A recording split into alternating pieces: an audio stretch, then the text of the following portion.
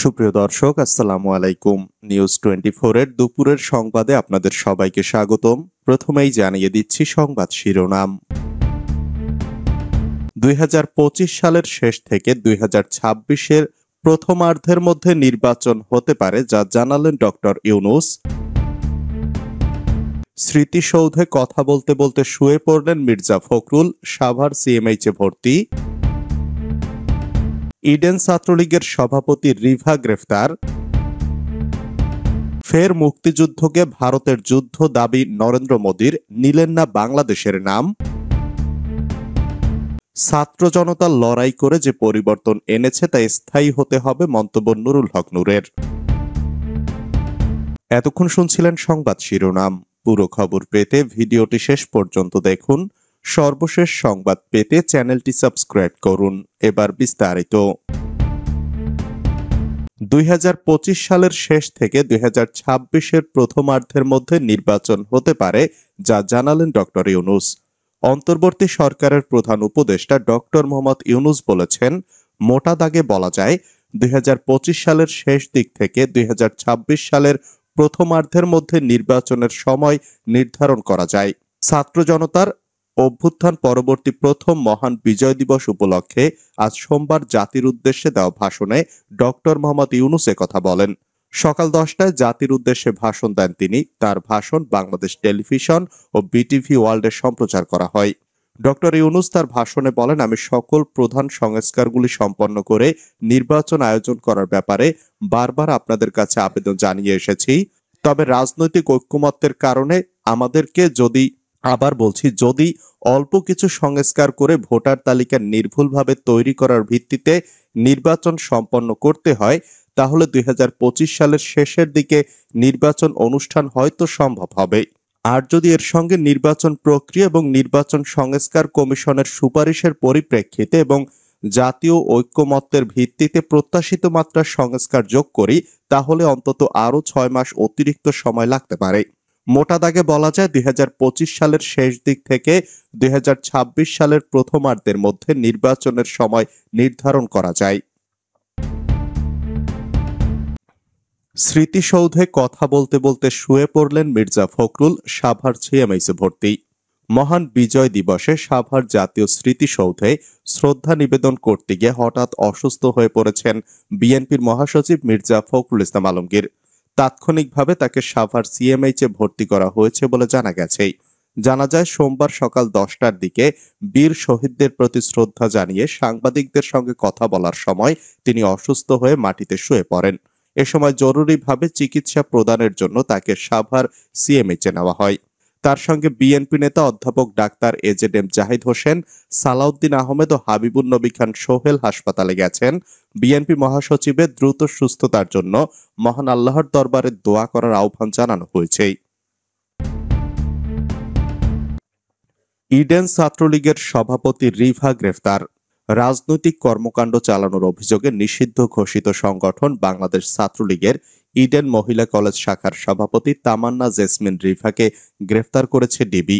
রোববার দিবাগত রাতে বিষয়টি নিশ্চিত করে ঢাকা মহানগর পুলিশের অতিরিক্ত কমিশনার রেজাউল মল্লিক বলেন, আওয়ামী লীগের ছাত্র সংগঠন বাংলাদেশ ছাত্রলীগকে নিষিদ্ধ ঘোষণা করেছে অন্তর্বর্তীকালীন সরকার। একই সঙ্গে এই ছাত্র সংগঠনকে নিষিদ্ধ সত্তা হিসাবে তালিকাভুক্ত করেছে, অথচ এমন একটি দলের হয়ে রাজনৈতিক তৎপরতার চেষ্টা চলছিল। সুনির্দিষ্ট অভিযোগ ও তথ্যের ভিত্তিতে নিষিদ্ধ ঘোষিত ছাত্র সংগঠন বাংলাদেশ ছাত্রলীগের ইডেন মহিলা কলেজ শাখার সভাপতি তামান্না জেসমিন রিভাকে রাজধানী থেকে গ্রেফতার করা হয়েছে। তার বিরুদ্ধে একাধিক মামলা রয়েছে। তামান্না জেসমিন রিভার বিরুদ্ধে আইনানুগ পদক্ষেপ প্রক্রিয়াধীন বলে জানিয়েছেন পুলিশের এই কর্মকর্তা। ফের মুক্তিযুদ্ধকে ভারতের যুদ্ধ দাবি মোদীর, নিলেন না বাংলাদেশের নাম। আবারও বাংলাদেশের মুক্তিযুদ্ধকে ভারতের যুদ্ধ বলে দাবি করলেন ভারতীয় প্রধানমন্ত্রী নরেন্দ্র মোদী। এমনকি 16 ডিসেম্বর বাংলাদেশের বিজয় দিবস নিয়ে পোস্টে বাংলাদেশের নামেই বললেন না তিনি। মোদীর দাবি 71-এ পাকিস্তানি বাহিনীর বিরুদ্ধে যুদ্ধে ভারতের জয় হয়েছিল। সোমবার সোশ্যাল মিডিয়ার এক পোস্টে ভারতীয় প্রধানমন্ত্রী বলেন, আজ বিজয় দিবসে আমরা 1971 সালে ভারতের ঐতিহাসিক বিজয়ে অবদান রাখা সাহসী সৈন্যদের সাহস ও আত্মত্যাগকে সম্মান জানাই। তাদের নিঃস্বার্থ উৎসর্গ ও অটল সংকল্প আমাদের জাতিকে রক্ষা করেছে এবং আমাদের গৌরব এনে দিয়েছে। এই দিনটি তাদের অসাধারণ বীরত্ব এবং অদম্য চেতনার প্রতি শ্রদ্ধাঞ্জলি।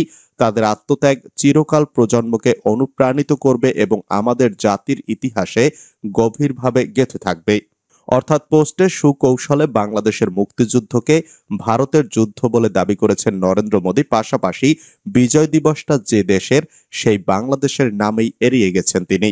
অবশ্য মোদীর এ ধরনের অপচেষ্টা এটাই প্রথম নয়, এর আগেও এই কাজ করেছেন তিনি। এ নিয়ে তীব্র সমালোচনার মুখে পড়েছিলেন ভারতীয় প্রধানমন্ত্রী। ছাত্র জনতা লড়াই করে যে পরিবর্তন এনেছে তা স্থায়ী হতে হবে, দাবি নুরুল হক নূরের। গণ অধিকার পরিষদের সভাপতি নুরুল হক বলেছেন, আজকের এই দিনে আমরা জাতির শ্রেষ্ঠ সন্তান বীর মুক্তিযোদ্ধাদের স্মরণ করছি। ধন্যবাদ জানাচ্ছি অন্তর্বর্তী সরকারকে, যারা দলমত নির্বিশেষে বিভিন্ন শ্রেণী পেশার মানুষকে সম্পৃক্ত করে আজকে একটা অন্তর্ভুক্তিমূলক জাতীয় অনুষ্ঠান করেছেন। এবার একটা পরিবর্তিত প্রেক্ষাপটের বাংলাদেশ। আমাদের প্রত্যাশা যে জন আকাঙ্ক্ষা ধারণ করে ছাত্র জনতা লড়াই করে সংগ্রাম করে পরিবর্তনটা এনেছে, তা টেকসই ও স্থায়ী হতে হবে। মহান বিজয় দিবসে সাভারের জাতীয় স্মৃতিসৌধে শহীদদের প্রতি শ্রদ্ধা জানানো শেষে নুরুল হক নূর আজ সোমবার সকাল 7:30টার দিকে সাংবাদিকদের এসব কথা বলেন। নুরুল হক বলেন, গত 1.5 দশকে দেশে একটি ফ্যাসিবাদী সরকার ছিল।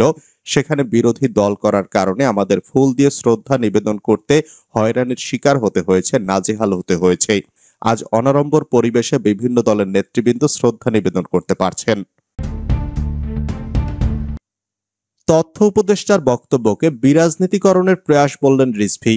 দেশে বিরাজনীতিকরণের প্রয়াস চলছে বলে মন্তব্য করেছেন বিএনপির জ্যেষ্ঠ যুগ্ম মহাসচিব রুহুল কবির রিজভী। তিনি বলেছেন, সংস্কার নিয়ে রাজনীতিবিদদের উদ্দেশ্যে অন্তর্বর্তী সরকারের একজন উপদেষ্টা যে বক্তব্য দিয়েছেন তা বিরাজনীতিকরণের একটি প্রয়াস। শনিবার সকালে রাজধানীর মিরপুরে শহীদ বুদ্ধিজীবী স্মৃতিসৌধে শ্রদ্ধা নিবেদন শেষে সাংবাদিকদের এসব কথা বলেন তিনি।